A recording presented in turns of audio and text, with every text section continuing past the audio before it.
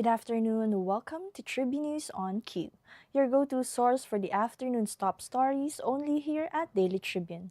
We are live on the Daily Tribune Facebook page, Daily Tribune PH on YouTube, and at Daily Tribune Official on TikTok. For today's headlines. NBI Chief Matibag orders probe into expose by 18 ex-Marines. ICC case Duterte's request to skip detention hearing scheduled for February 27. PNP destroys 22.8 million pesos marijuana haul in Benguet operation. House panel OK's classroom acceleration bill to ease school shortages.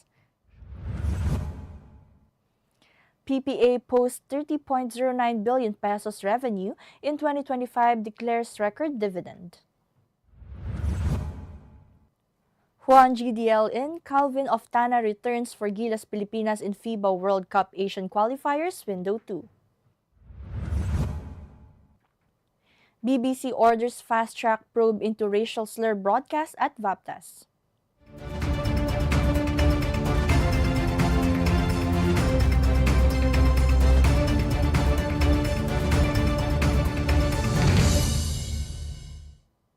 Today is Thursday, February 26, and I'm Chynna Basillaje bringing you the latest. Let's get started. National Bureau of Investigation Director Melvin Matibag has ordered an internal probe following allegations made by 18 former Marines implicating agency personnel in irregularities. Matibag emphasized the need for transparency and accountability, instructing the Internal Affairs Unit to review the claims thoroughly. He also assured the public that any personnel found involved in misconduct will face disciplinary action in line with the law. The International Criminal Court has approved former President Rodrigo Duterte's request to skip his detention hearing scheduled for February 27. Duterte has cited health and security reason for his request. The ICC affirmed the decision, allowing him to be excused while ensuring that the legal proceedings continue as scheduled. This move follows ongoing investigations related to allegations of human rights violations during his administration's anti-drug campaign.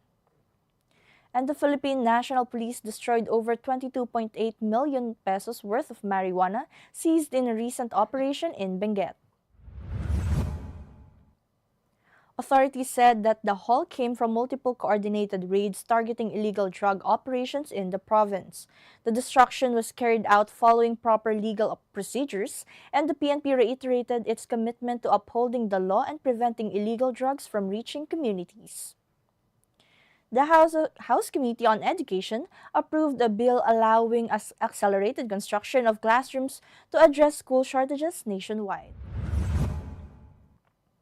The measure aims to fast-track funding, streamline approval processes, and deploy resources to schools in need, especially in underserved areas. Lawmakers said the bill would help improve learning conditions and reduce overcrowding, particularly in public elementary and high schools.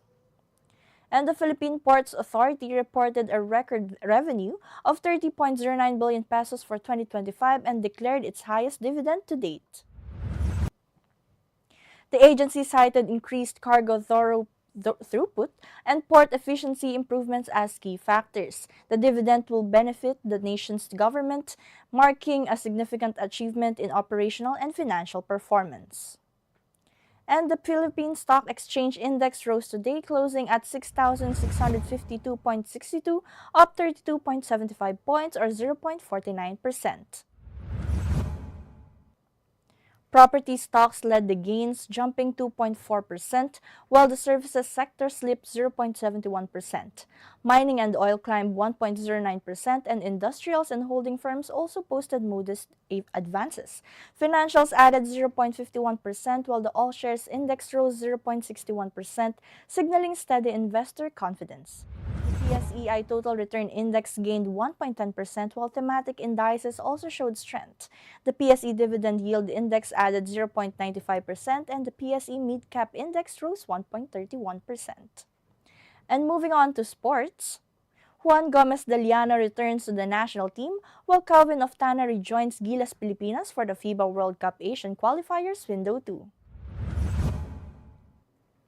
Coaches aim to strengthen team chemistry ahead of key matches, blending veteran experience with younger talent. The lineup adjustment comes as the Philippines prepares to face crucial opponents in the second window of qualifiers. And the BBC has launched a fast-track investigation into a racial slur incident aired during the BAFTA Awards broadcast. The probe will review how the slur made it to the air and determine accountability within the organization. BBC officials stressed their commitment to diversity, equity, and maintaining high editorial standards across all programming.